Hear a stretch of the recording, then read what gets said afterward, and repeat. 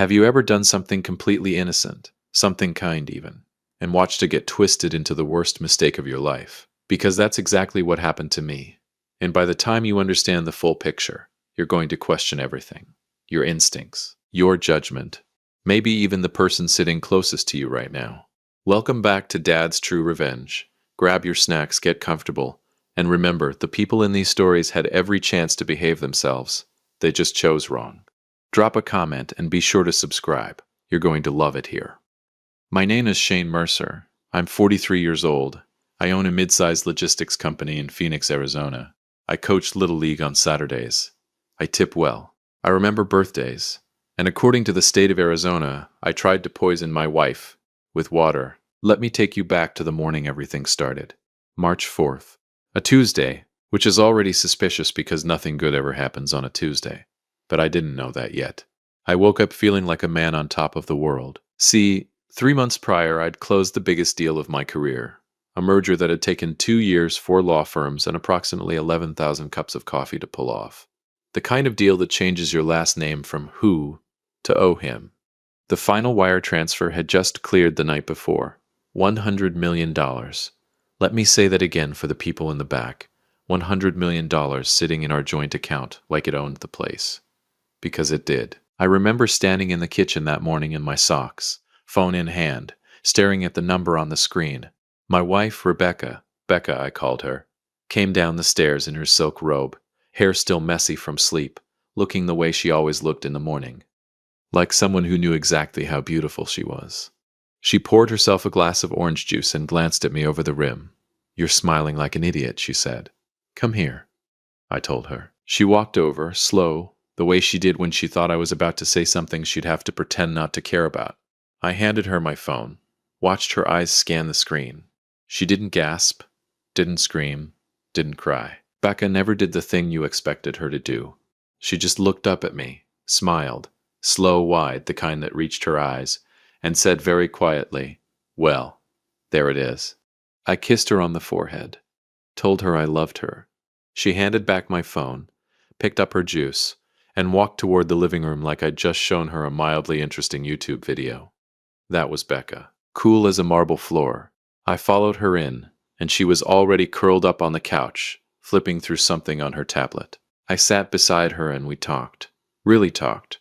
The way we used to when we first got married before the company swallowed most of my waking hours. We talked about the vacation we'd keep postponing. Italy, maybe. Or Portugal. She'd been to Portugal once before she met me and never shut up about the bread there. We talked about finally renovating the kitchen.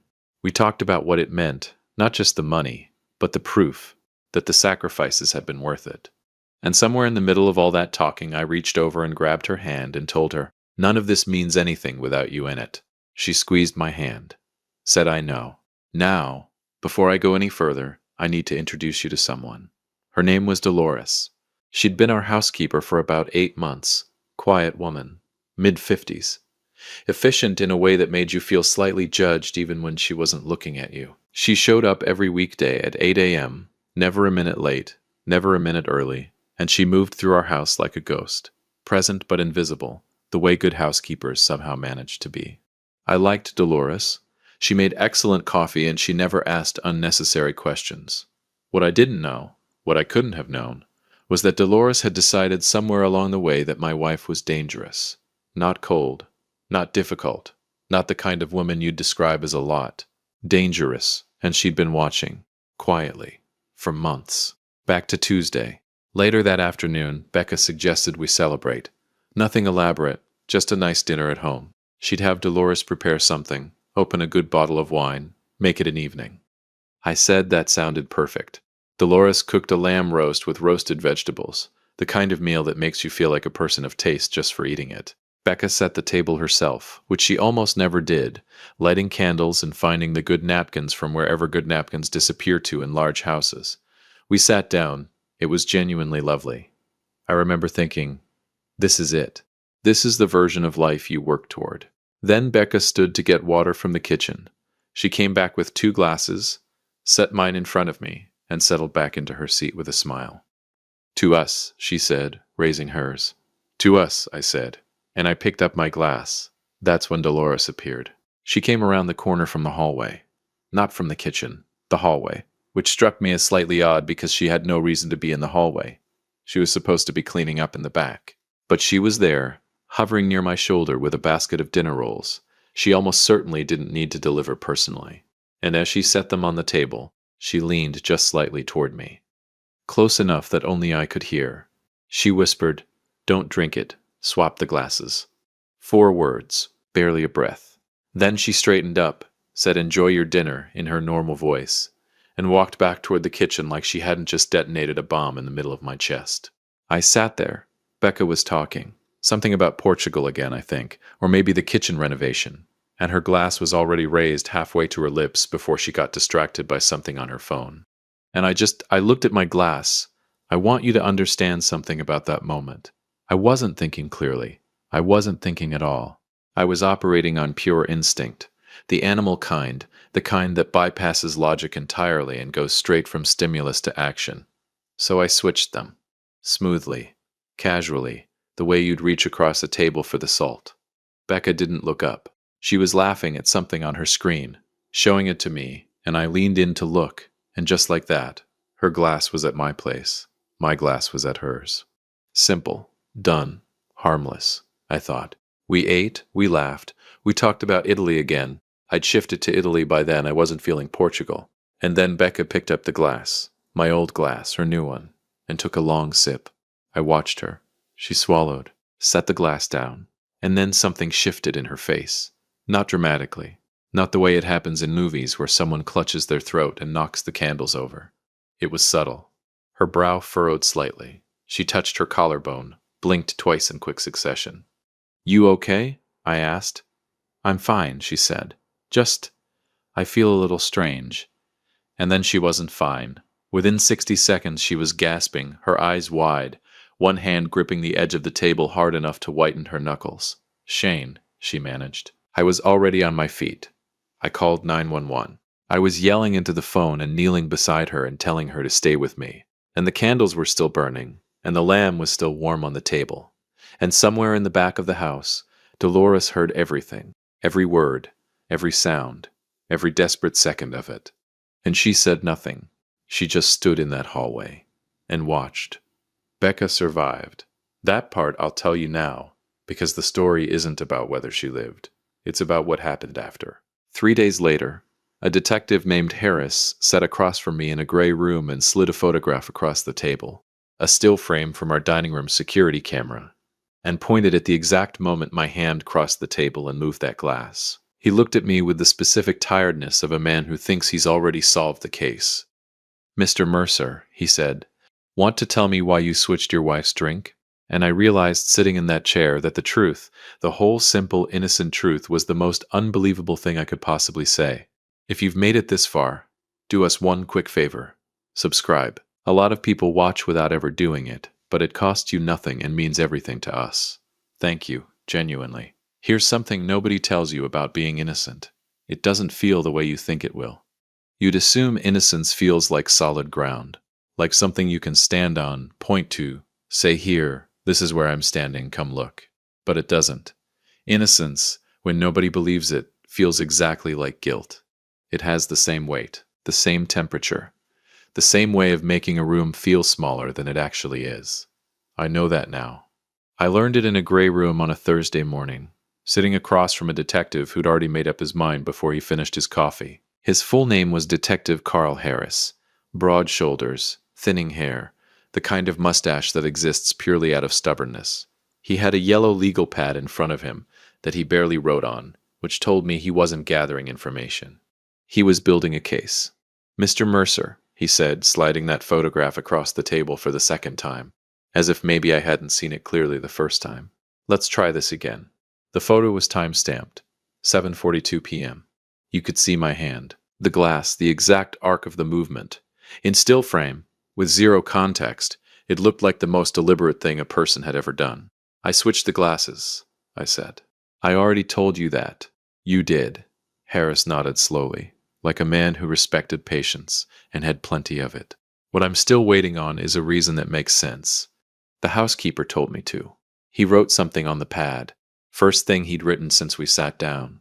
Dolores Vega, he said. Yes, who, according to her own statement, was in the back of the house during dinner and didn't come into the dining room at any point during the meal. I felt the floor shift under me.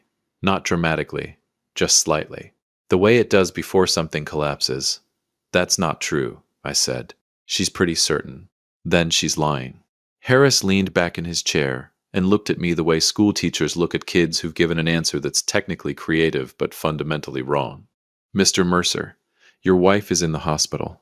The preliminary tox screen came back this morning. He paused just long enough to make sure I was paying attention.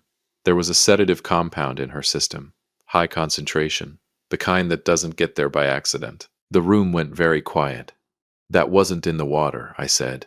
My voice came out steadier than I felt. That had to have come from something else. The food, the wine, something. The food and wine both came back clean. Then I don't know how it got there, but I didn't put it there.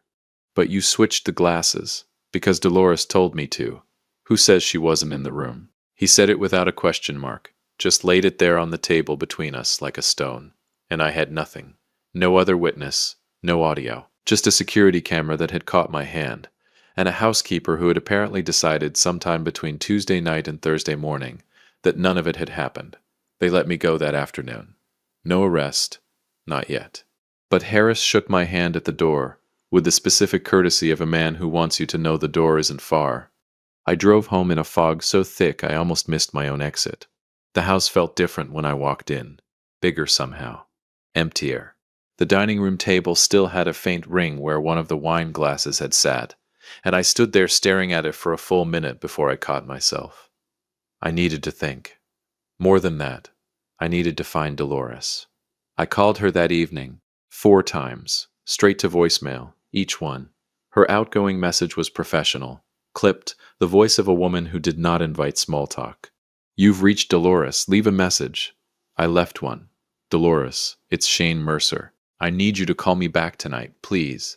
Whatever you think is happening here, whatever reason you have for saying what you said to the police, I need you to talk to me first, please. I hung up and sat on the edge of my bed in the dark for a long time. Then I did the thing every rational adult does when they're running out of options. I started Googling. Now listen, I want you to stay with me here, because this is where the story stops being about a glass of water and starts being about something much stranger. I typed in her full name, Dolores Vega, Phoenix, Arizona. I wasn't expecting much, maybe a Facebook page or a LinkedIn profile that confirmed she was exactly who she said she was. What I found instead was a forum post. On a neighborhood watch website, the kind with the terrible early 2000s layout that makes you feel like you've traveled back in time, from about 11 months ago, posted anonymously.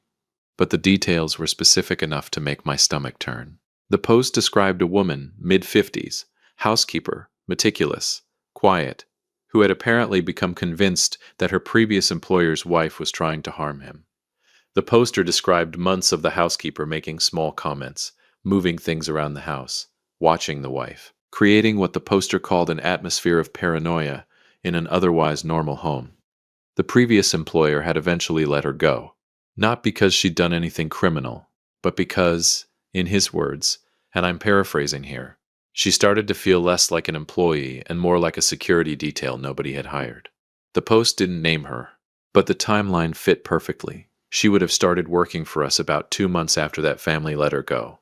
I read it 3 times. Then I sat back and asked myself the question I should have asked 8 months ago when she first walked through my door. What exactly do I know about Dolores Vega?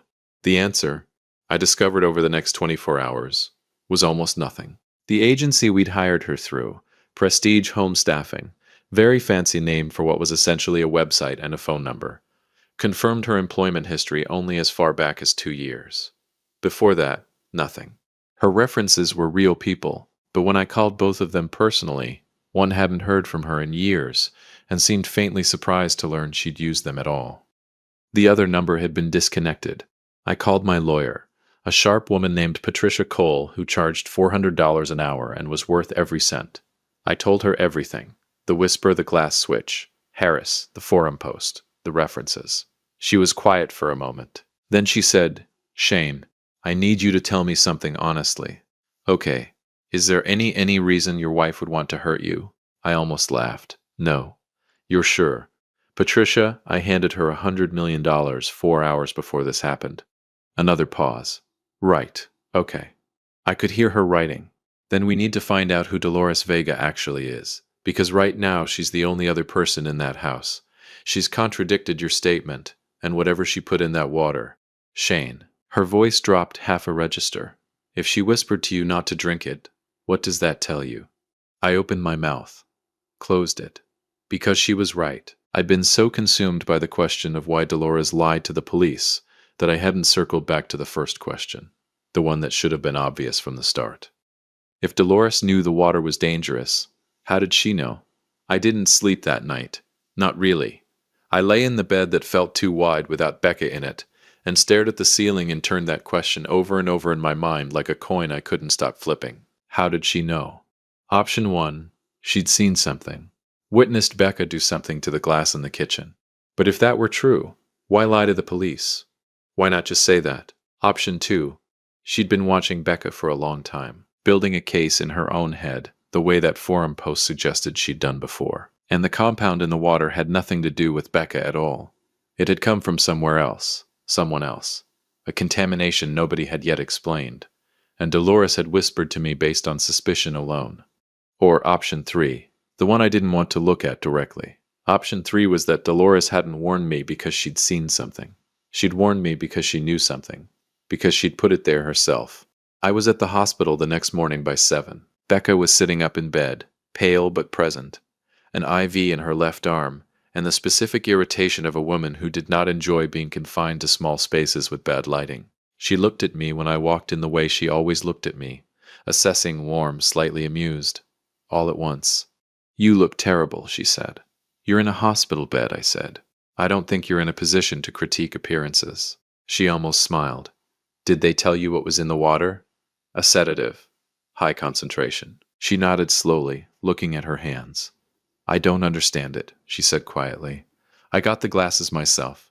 I filled them from the filter in the kitchen. I set them down and came to the table." She looked up at me. "Shane, I don't understand how." "I know," I said. "I believe you." And I did. I want to be clear about that. Whatever else was happening, whatever tangled mess was unraveling around us, I looked at my wife in that hospital bed and I believed her completely, which meant there was only one other person. I was walking back to my car across the hospital parking lot, phone already in hand to call Patricia, when it rang first. Unknown number. I answered anyway. Silence for a moment. Then her voice. Quiet. Careful. The same voice that had leaned into my ear 4 nights ago and changed everything. "Mr. Mercer," Dolores said. "I think we need to meet." I stopped walking. "Why did you lie to the police, Dolores?" A pause. "Because I panicked." "About what?" Another pause. Longer this time. And when she spoke again, her voice had changed. The professional composure was gone. What was underneath it was something I hadn't expected. She sounded afraid, because when I went back to the kitchen after dinner, she said slowly, "I found something. Something that tells me this is much bigger than either of us understands." The parking lot felt very open suddenly, very exposed. "What did you find?" I asked. She said, "Not on the phone. In person. Tomorrow morning. And Mr. Mercer." She stopped, drew a breath. "Come alone, and don't tell your wife." The call ended. I stood there in the Arizona sun, cars moving slowly past me, the world carrying on completely unbothered, and I had absolutely no idea who to trust anymore. If you've been listening for a while and want stories like this to keep coming, it really helps if you hit that like button and subscribe. 97% of people never do, but it's what keeps this whole thing running. So, thank you for real. Let me tell you something about the truth. People talk about it like it's this clean, noble thing, like it arrives wrapped in light, and the moment you find it, everything makes sense and justice prevails and somebody rolls credits. That is not how the truth works. The truth, in my experience, arrives messy, inconvenient, and occasionally sitting across from you in a corner booth at a Denny's off Route 17 at 7 in the morning, stirring creamer into bad coffee like she hasn't completely upended your entire life. That's where Dolores chose to meet. A Denny's. I'd been accused of poisoning my wife, and the woman at the center of it wanted to meet at a place that still served a Grand Slam breakfast. I almost respected it. I got there first, took the booth furthest from the door, back to the wall, facing the entrance, which I'd like to say was tactical, but mostly I just didn't want anyone sneaking up on me. I'd had enough of that for 1 week. She walked in at 7:02. Same Dolores, navy cardigan, sensible shoes, hair pulled back so severely it looked like a lifestyle choice. But something was different about her. The precision was still there, but the composure underneath it had hairline cracks running all the way through. She sat down across from me without a greeting, folded her hands on the table, looked at me. "Thank you for coming alone," she said. "I almost didn't come at all," I told her. "You lied to the police, Dolores. You told them you weren't in the dining room. Do you understand what kind of position that puts me in? Then explain it to me. Because I have a lawyer who is about 48 hours away from making your name very public, and I would genuinely like to understand what's happening before that train leaves the station." She looked down at her hands, unfolded them, refolded them, and then she said something I was not prepared for. "I've been watching your wife for 6 months. The waitress appeared, asked if we wanted anything. I ordered coffee I didn't need." Dolores shook her head. "We waited for the waitress to leave. Watching her how?" I asked. "Carefully," she said. "Mr. Mercer, I need you to understand something about me before I explain. I know what people say. I know there was a family before you, the Hendersons, over in Scottsdale. And I know Gerald Henderson asked me to leave because he thought I was paranoid." She paused. He was wrong. His wife was stealing from him, skimming from the household accounts, small amounts, consistently, for 2 years. I saw it. I tried to tell him. He didn't believe me and I left. Another pause. They divorced 14 months later. She took a significant settlement. I watched her face. She wasn't performing. She wasn't building toward anything theatrical. She was just laying out facts the way someone does when they've been carrying them alone for too long. "Okay," I said carefully. "Go on." What she told me over the next 40 minutes rearranged everything. 6 months ago, not long after I'd begun the final push on the merger, Dolores had noticed something on a Tuesday afternoon while cleaning the upstairs office. The office I rarely used because most of my work happened at the company headquarters downtown. Becca used it occasionally. For personal admin, she'd told me once. Bills, correspondence, whatever. Dolores had found, tucked inside a hardcover book on the second shelf, the kind of hiding place that only works if nobody's thorough, a printed series of emails. She didn't take them, didn't photograph them. She was, she told me, with something close to pride, not a thief, but she read them, carefully, and what they contained was a correspondence between Becca and a man named, and she said this slowly, watching my face, Douglas Mercer. My younger brother, the one I hadn't spoken to in 4 years, the one who'd tried to contest our father's will, and lost, the one who blamed me specifically and loudly for a legal outcome I hadn't engineered, the one who had, at our last conversation, looked me in the eye at a funeral and said, "You'll regret this, Shane." I hadn't thought about Douglas in months. Apparently he'd been thinking about me. "What were the emails about?" I asked. My voice was very quiet. "A plan," Dolores said simply, "to contest your company's ownership structure. Your brother had apparently found a lawyer, someone in Chicago, who believed there was grounds to challenge the original partnership agreement from when your father helped fund the startup. Something about undisclosed terms." She looked at me steadily. "The merger would complicate that significantly. $100 million changes the math on any legal challenge." I sat back. "That's why Becca had them," I said. Not a question. I was just working through it out loud. She was building a case, researching, figuring out if Douglas had a real shot. "Or coordinating with him," Dolores said quietly. I looked at her. She held the look. "The last email in the sequence, Mr. Mercer. I've thought about it every day since I read it. Your brother wrote, and I'm telling you this as precisely as I can recall. He wrote that the cleanest solution would be if the merger never cleared at all. And beneath that, in your wife's handwriting, she'd annotated the printed copy. She'd written 2 words. She stopped. "What 2 words?" I asked. "I know. I want to pause right here, because I know what you're thinking. You're thinking, so Becca was in on it. Shane's wife and his brother were working together. The water was poisoned deliberately, and she was the one who did it. I thought the same thing for about 30 seconds. Then I thought about it for real. Becca was the one who drank the water. She hadn't known I'd switched the glasses. If she'd poisoned my glass, she would never have touched hers. She'd have had a reason to avoid it, a headache, a sudden distaste for water, something. But she picked it up without a second thought and drank it and ended up in a hospital bed. which meant either she had nothing to do with the compound in the water, or she was the greatest actress in the history of the American Southwest. So if Becca didn't put the sedative in the glass, I said slowly, and I obviously didn't. I looked at Dolores. She looked back at me. Dolores. I panicked, she said again, but her voice had changed. That's not an answer. A long silence. The Denny's hummed around us, plates clattering, somebody's kid complaining about eggs, classic American morning chaos. And in the middle of all of it, Dolores closed her eyes briefly and said, I put it in your glass. The room didn't change. The noise continued. The kid was still upset about the eggs. You put it in my glass, I repeated. A mild sedative, enough to make you feel unwell, enough to slow things down. Give me time to confront your wife about what I'd found. I wasn't trying to hurt you, I was trying to. She stopped, pressed her fingers against her lips. I had become convinced that something was going to happen to you, that with the merger closing, your brother and your wife were going to move against you legally, and I thought if I could just slow the evening down, talk to her myself. You put a sedative in my drink, I said again, still quiet. Still very calm, actually, which surprised me.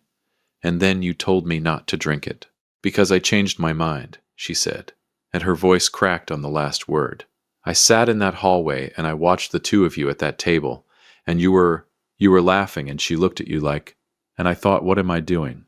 What have I done? So I warned you. I told you to switch them. I thought she'd just feel slightly drowsy. I didn't know she had a sensitivity. Her eyes were wet now, which was somehow the most unsettling thing I'd seen all week. I didn't know. I paid for the coffee I hadn't drunk. I drove to Patricia's office and sat across from her and told her everything. All of it. Douglas. The emails. Dolores. The sedative. The whole sprawling, ridiculous, impossible story. Patricia listened without interrupting, which was how I knew it was serious, because Patricia always interrupted. When I finished, she set down her pen and said, okay, here's where we are. She laid it out with the clean efficiency of someone who'd untangled worse. Dolores had administered the compound. That was criminal. She would need her own lawyer. That was a separate matter. But her testimony about the emails, combined with a formal discovery process targeting Becca's correspondence with Douglas, would dismantle any suggestion that I'd acted with intent. The security footage showed a glass switch. Yes. It also showed a housekeeper leaning in to whisper something, which Dolores had lied about, which Patricia intended to make very loud, very fast. And Douglas? I asked. Depends what's in those emails. She looked at me over her glasses. But conspiring to destabilize a business merger based on a fraudulent challenge to a partnership agreement, with documented coordination, is the kind of thing that makes lawyers in Chicago very suddenly unavailable. And Becca? Patricia was quiet for a moment. That, she said carefully, is a question only you can answer. The emails show she knew about Douglas's intentions, whether she was researching them to protect you or exploring them to hurt you. She paused. There's no crime in knowing something, Shane. Not yet. I went to the hospital that afternoon. Becca was better, color back in her face, IV out, sitting up and eating what appeared to be the world's saddest cup of Jell-O, with the expression of a woman keeping her complaints internal. She looked up when I came in. I sat down, didn't say anything for a moment, just looked at her. Douglas has been contacting you, I said. She didn't flinch, didn't look away. She set down the Jell-O and folded her hands in her lap and said, yes. How long? And the emails? A pause. You went through my things. The housekeeper did. Long story. Becca, what does I know mean? At the bottom of his last email, his suggestion that the merger shouldn't clear, you wrote, I know next to it. She looked at me for a long moment, and then, in the quiet voice she used when she was being completely, uncomplicatedly honest, the voice I'd somehow forgotten she had, she said, it means I knew what he was doing. I was documenting it, Shane. I was building a file. I was going to take it to Patricia when the merger closed and the timing was right. Her jaw tightened slightly. He's your brother. I didn't want to bring it to you until I had everything. I didn't want you to have to deal with it in the middle of the biggest deal of your career. The room was very quiet. You were protecting me, I said. I've been protecting you for 11 years, she said. Did you really think I was going to stop now? I'm not going to tell you everything is resolved cleanly. That's not the story. Dolores was charged with administering a noxious substance. Her lawyer negotiated it down. Eventual probation. No prison time. She testified fully, and she told the truth, and I believe she genuinely thought she was protecting me in her own broken, misguided way. I don't entirely understand it, but I've stopped needing to. Douglas's legal challenge collapsed before it was formally filed. The lawyer in Chicago became very suddenly unavailable. Funny how that works. Detective Harris called me 3 weeks later to inform me that I was no longer a person of interest. He said it with the specific tone of a man who was not going to apologize, but wanted me to know he'd updated his opinion. I said thank you, and meant it less than I've ever meant anything. And Becca came home on a Thursday, another Thursday, which I'm now choosing to believe is the universe correcting itself, and walked through the front door and stood in the kitchen and looked around at the house that was too quiet and too big and said, "We're renovating this kitchen. Whatever you want," I said. She turned and looked at me. "You believed me the whole time." Of course I did. Most people wouldn't have. "I'm not most people," I said. "I'm the guy who handed his wife $100 million on a Tuesday." She laughed. The real kind. The kind that reaches her eyes. And somewhere in that sound, in that completely ordinary, unremarkable kitchen on a Thursday afternoon, I felt the ground come back under my feet. Solid. Finally. Like something you can stand on. Like the truth, when it actually arrives. This has been The Glass Between Us, Shane Mercer's story. And the next time someone whispers something in your ear, maybe ask a few more questions before you act. If you liked this story, join our community by hitting that like button and subscribing for more real, raw, and family-centered stories. And, as always, thank you for being a part of this sphere.